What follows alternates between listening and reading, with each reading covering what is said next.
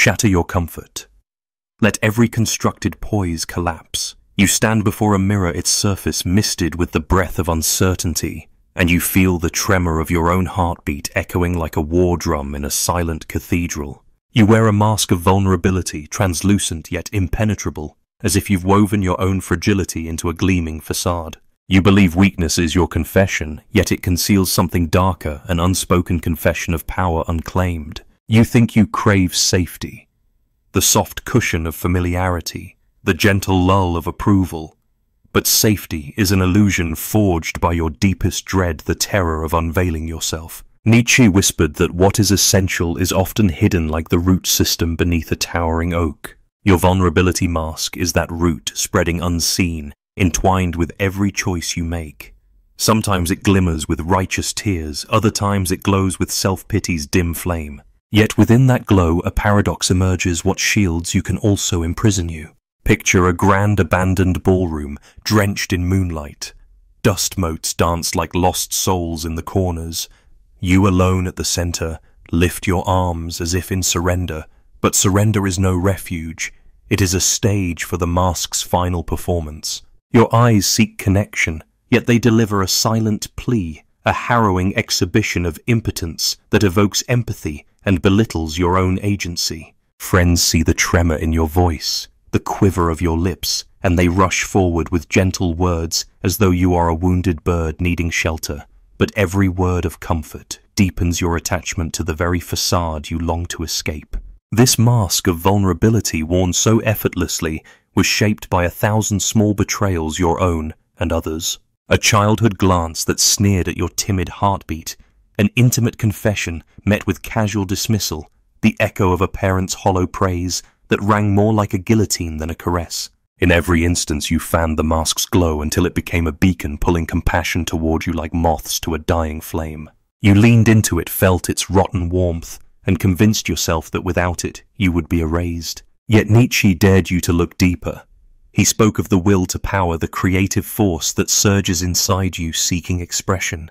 What if your mask of weakness is simply the chrysalis of hidden strengths? What if vulnerability is not your confession but your crucible? A searing trial that purifies your will to power into something luminous, something unstoppable. You wonder, can weakness be the portal to your greatest power?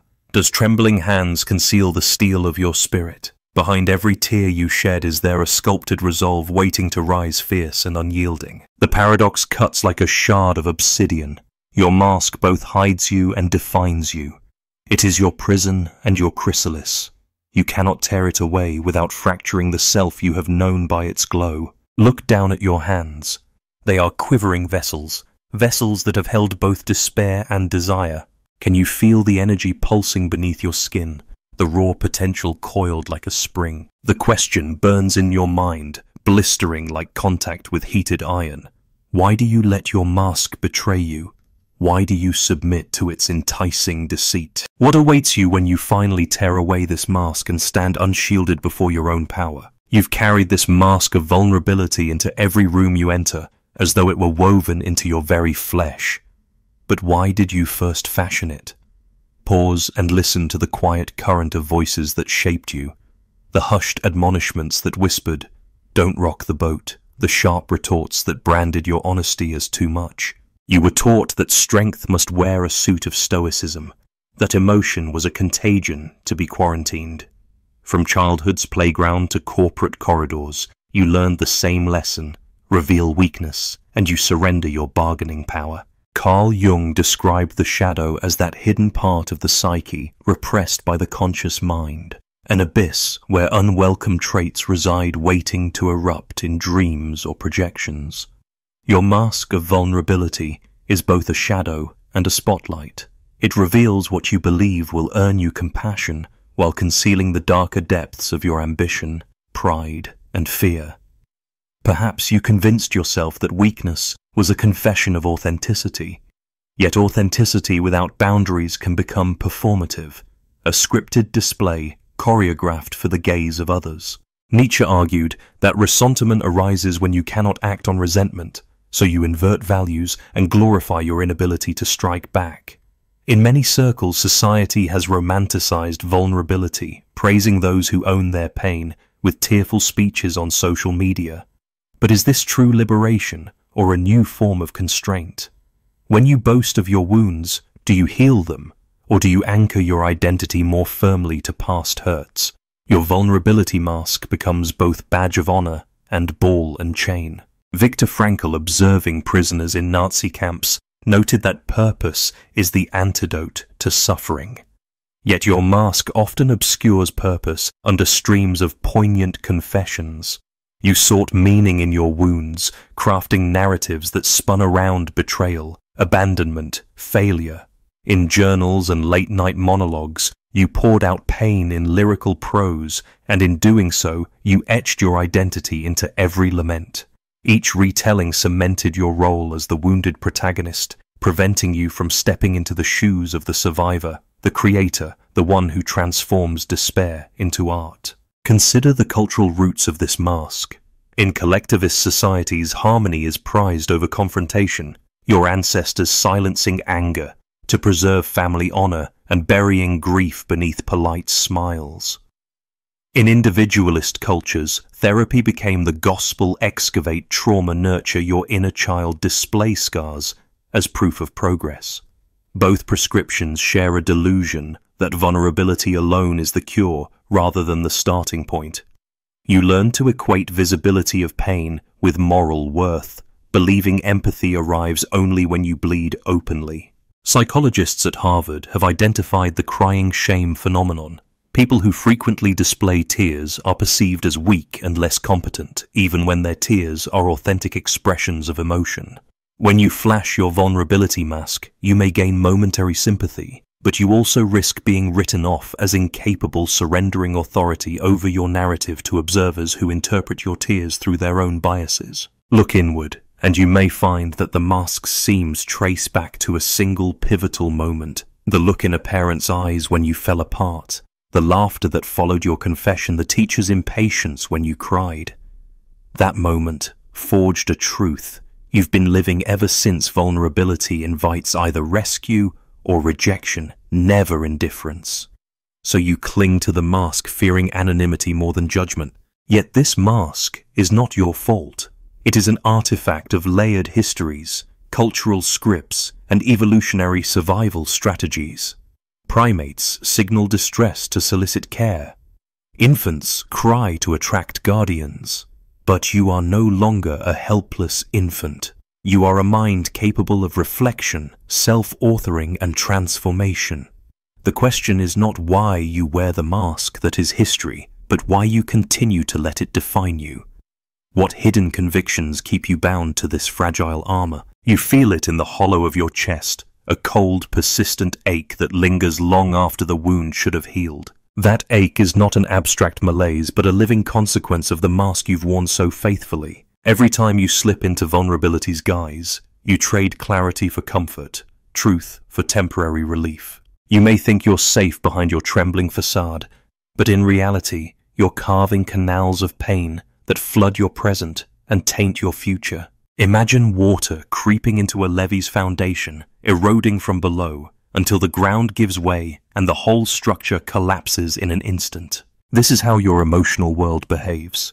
A single disclosure tears on a video call, a raw confession in a therapy session seems minor. Yet each leak widens the fracture, inviting expectations you cannot satisfy and judgments you cannot escape. Friends and strangers alike begin to treat you as someone defined by fragility. They tiptoe around you, unsure how to engage without triggering fresh tears. Colleagues doubt your resilience under pressure. Even your own self-image warps under the weight of persistent sorrow. You ask yourself, why do I feel more trapped after sharing my pain than before? Because every revelation echoes back at you like a distorted reflection. Neuroscientist Matthew Lieberman found that social pain activates the same neural pathways as physical pain. Your brain cannot distinguish between a broken heart and a broken limb.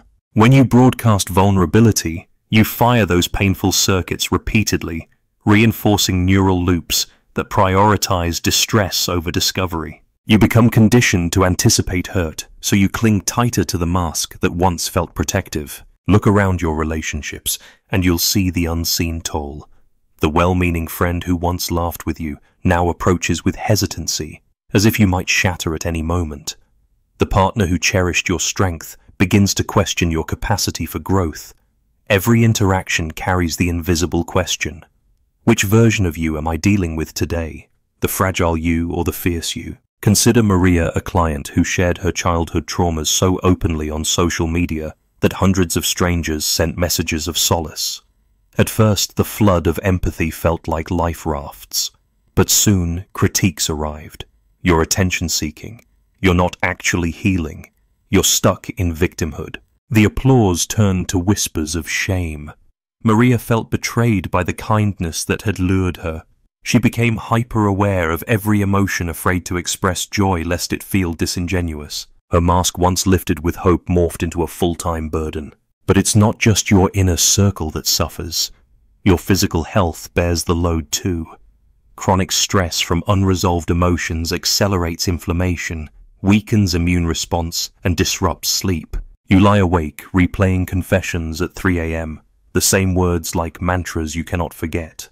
Your body learns to live in a state of low-grade alarm. Adrenaline spikes become your midnight companions, cortisol your uninvited roommate. The mask promised vulnerability would ease your burden, yet you find yourself more exhausted, more burned out, more hollow than when you first donned it. Culturally, the effects ripple outward. When leaders in business or politics publicly display incessant remorse or self-doubt, constituents grow wary. They wonder, is this person too fragile to make decisions? In a world that demands decisiveness, vulnerability becomes a liability. You've witnessed brand crises where CEOs issued tearful apologies for missteps only to see share prices plummet and trust erode further. Their vulnerability mask, intended to rebuild bridges, instead collapsed under its own weight. Even art and media perpetuate the hidden consequences. Think of the tragic poets and novelists who romanticize suffering only to wither under its lure. Sylvia Plath's confessional verses enthralled readers, but at the cost of her own life. You may feel inspired by raw confession, yet you're unaware of the silent bleed it can inflict on your spirit. The more the world demands realness, the more you bleed into your mask until the mask is all that remains. And what of your own inner dialogue? It's a running commentary of shame and self-judgment. You chastise yourself. You're too emotional. You need to toughen up.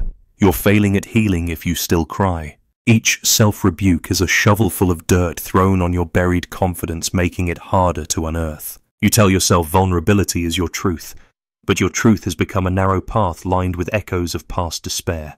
This shadowy consequence culminates in a single crushing realization: you cannot keep living this way. The mask you believed protected you has become your shackle. Every moment of relief is borrowed time, every confession a down payment on future sorrow. You start to question, is there a way out of this maze of self-inflicted pain? Can you dismantle the mask without losing your identity altogether? Your heart races at the thought. You feel the ground shift beneath you as if something ancient is stirring inside, a longing for authenticity that isn't defined by tears or tremors. You recognize that vulnerability need not be a trap, but as long as you cling to the mask, you'll never know. The mask has served its purpose. Now it's time to face the cost. And so you stand at the edge of an abyss, the wind howling around you with voices of doubt and expectation. On one side lies the safety of your familiar mask. On the other, the uncharted territory of unmasked power. You feel the tremor of fear and the spark of something bolder, perhaps courage, perhaps recklessness. The choice looms. Which path will you take when the mask finally crumbles? Then you stand and roar against the silence. You feel the tremor under your feet, the quiet storm of rebellion rising in your veins. It begins not with timid apologies, but with a defiant choice to treat vulnerability, not as confession, but as catalyst. You refuse to kneel before your own pity.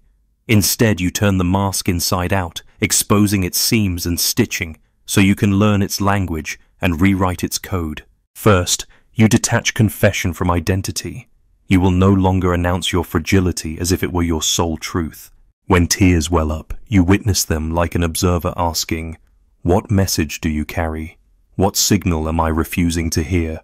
You don't recoil or recite old mantras.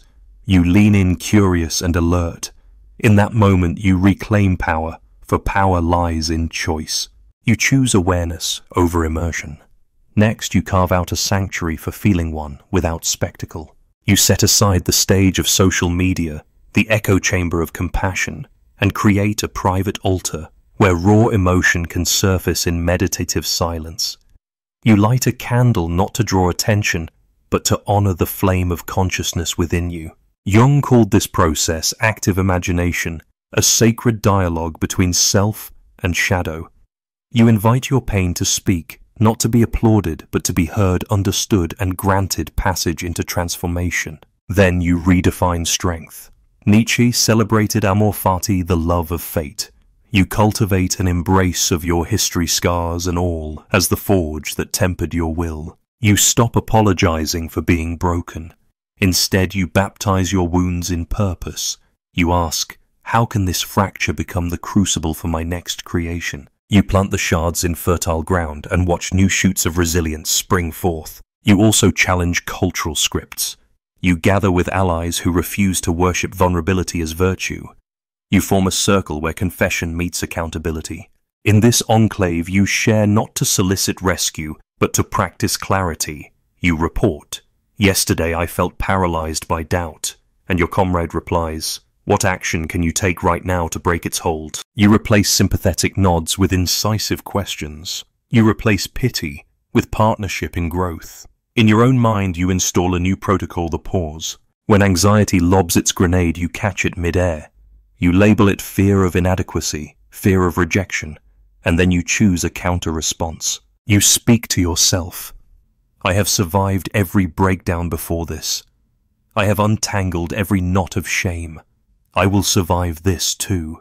Each pause strengthens the prefrontal cortex, the seat of reason dimming the amygdala's alarm. You train yourself to respond, not react. You also tap into the collective wisdom of thinkers who refuse to be defined by weakness. You imagine Viktor Frankl in a barracks finding meaning in suffering. You ask, what purpose does this trial serve in my narrative? You channel Nietzsche's Zarathustra, who danced on the precipice of despair only to proclaim, "You must become who you are." You summon the courage of a Jungian hero diving into the shadow's depths to rescue a forgotten self. Then you act. You create your own rites of passage. You write a letter to the part of yourself that still clings to tears like currency. "I honor you, but I choose growth." You burn that letter in a ceremony flame, licking the edges as your voice echoes primal defiance. Or you stand in the open air and recite a new oath. "I will wield my vulnerability not as a plea for mercy, but as a tool for creation." The wind carries your words into the night, dispersing the mask's ashes. You rewire your neural pathways by pursuing small wins.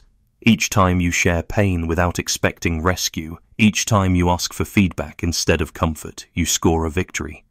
Your brain records these wins, forging myelin sheaths around new habits of empowerment. Over time, the mask loses its gleam. It grows frayed and thin, and you, reborn from the mask's decay, stand naked in authenticity's light. You watch how your relationships transform. You speak your needs with directness. "I need space to reflect," or "I need honesty, not pity." Others begin to mirror your strength. They ask you tougher questions, propose solutions, and celebrate resilience over remorse. The dynamics shift. Compassion flows not as a river of tears, but as a conduit for action and co-creation. Society begins to sense the change. When leaders apologize, they follow with bold commitments. Brands that once trembled under scandal issue clear restitution plans, not theatrical confessions. And within you, something glorious unfurls. Your heart still beats with tenderness, but it pumps purpose. Your eyes still glisten in quiet moments, but each tear nourishes resolve. Vulnerability has become the iron you forge weapons from the raw material for art, innovation, and fierce compassion. You have not discarded the mask. You have mastered it. You wear it now as an armor of insight, a mirror to your own becoming. It no longer distracts or diminishes. It empowers and clarifies. And you understand at last the rebellion was not against vulnerability itself, but against the idea that weakness defines you. Now you stand at the dawn of a new era within yourself, one where the mask is neither prison nor pedestal, but an instrument of transformation. The rebellion has been won, but the journey stretches onward. You recognize that each day you will choose this path, forging your will anew. What will you create with the power you have reclaimed? You step beyond rebellion's ember into dawn's new light, where vulnerability and power converge into a singular truth. Your deepest wounds are maps to your highest purpose. Throughout history, heroes have carried scars, not as shameful badges, but as glyphs of their journey, each carved line a testament to obstacles overcome, each ache a beacon guiding the next stride. Imagine standing at the edge of a vast canyon at sunrise. Mist rises from the abyss, and far across a solitary peak catches the first golden ray. You realize that your suffering valley and that distant summit are inseparable. Without the hollow carved by pain, you would never glimpse the heights awaiting you. This is the ultimate paradox. Your vulnerability is both chasm and bridge chasm, inviting fall and bridge offering passage. You remember Nietzsche's proclamation, one must still have chaos in oneself to give birth to a dancing star. Your inner chaos, those tremors of fear, those currents of doubt, have not been impediments, but raw materials. They forged your metaphoric star, waiting to be birthed in acts of courage and creation. Each time you felt powerless, you were gathering stardust in your soul. Carl Jung taught that individuation, becoming who you truly are, is a process of reconciling opposites within. In that journey, vulnerability and strength are not antagonists, but siblings in a family of wholeness. Without the shadow of your fragility, your strength would lack depth. Without the light of your resilience, your vulnerability would remain a blind spot. Together they form the full spectrum of your being. You envision your life as a grand tapestry. Threads of vulnerability, silken, translucent, interlace with strands of power, thick and lustrous. At first glance, the silken threads seem fragile, ready to snap. Yet under the weaver's hand, they give the tapestry luminosity, revealing patterns that bold threads alone could never create. Your life's masterpiece demands both textures. Now consider the world you will shape when you harness this unity. You will speak truths that resonate not because they are loud, but because they come from a place unguarded, yet unwavering. Your leadership will inspire not through dominance, but through demonstrated courage to stand when storms rage inward and outward. You will foster cultures where failure is honored as prelude to innovation, where tears are not tokens of defeat, but preludes to understanding. Reflect on Viktor Frankl's insight: even in the darkest human suffering one can find meaning. You no longer seek meaning in the suffering itself, but in your response to it. You transform suffering into service, a mentor guiding others through their own abyss, an artist painting pain into beauty, an advocate sculpting policies that humanize workplaces and communities. Picture the legacy you are crafting. It is not one of unbroken triumphs, but of relentless authenticity. Future generations will trace your influence in leaders unafraid to admit uncertainty, yet committed to decisive action, in artists whose works bear both tenderness and ferocity, in communities that see vulnerability as strength and strength as compassion. Yet the final truth is more elemental. You are not separate from this cosmic dance of weakness and resilience. You are both dancer and stage rhythm and resonance. In every breath you echo the ancient song of becoming, an eternal interplay of breakdowns, birthing breakthroughs of fractures refining form. As you walk forward, the mask you once wore now lies at your feet, not discarded in contempt, but reverently offered as a relic. You neither bury it nor brandish it. You honor it for the lessons it delivered. It becomes a sacred talisman, reminding you that every mask holds both concealment and revelation. And you, the unmasked soul, carry both destiny and doubt in holy tandem. So here at the threshold of your limitless self, you stand not merely recovered, but radically whole, an alchemist who transmutes fragility into force, doubt into direction, wounds into wisdom. This is your ultimate truth. The mask was never meant to hide you from the world, but to guide you back to yourself. And now, unmasked and unbound, you glimpse horizons, not of safety, but of possibility. Will you dare to walk into that boundless horizon with your wounds shining like constellations mapping the way for others to follow? You lift your gaze toward the horizon, where dawn and dusk merge into a single band of iridescent promise. In that threshold space, you recognize a deeper truth. The tension between vulnerability and power is not a conflict to resolve, but a dance to embrace. Every step you take will be guided by the pulse of paradox, soft yet unbreakable, open yet inviolable. Imagine a river carving its path through bedrock over millennia. The water's seeming gentleness belies its unwavering force. It yields and adapts to each curve, yet its will reshapes mountains. Your vulnerability is that river fluid, responsive, alive. Your power is the bedrock, steady, resilient, foundational. Separate them and the river becomes aimless, the rock unmoved. Together they sculpt canyons of possibility. You see this in communities that flourish under courageous openness. In cooperative workplaces, teams share uncertainties not as liabilities but as data signals that steer innovation. Engineers admit, "I don't know how to solve this bug," and peers rally with fresh perspectives. Writers confess, "I'm stuck on this chapter," and editors suggest breakthroughs. Vulnerability here fuels creativity. Power resides in collective uplift. Consider the artist who paints wound and wonder on the same canvas. She lays bare her scars in brush strokes of crimson, yet frames them with bold swaths of light. Viewers gasp at her transparency, then cheer her vision. Her vulnerability invites communion. Her mastery commands respect. She reminds you need not choose between baring your heart and wielding your skill. Both belong in the same masterpiece. Your own life can mirror this. You will find that when you speak from your wounds tempered by wisdom, your words carry gravity. A confession becomes a proclamation when guided by intention. You might say, "I once believed my tears defined me," and then follow with, "Now I know they illuminate the path forward." In that moment, you transform personal lament into collective anthem. And what of the legacy you inherit and bequeath your ancestors? Endured unimaginable hardship, forging resilience from desperation. Their stories of survival are etched in your DNA.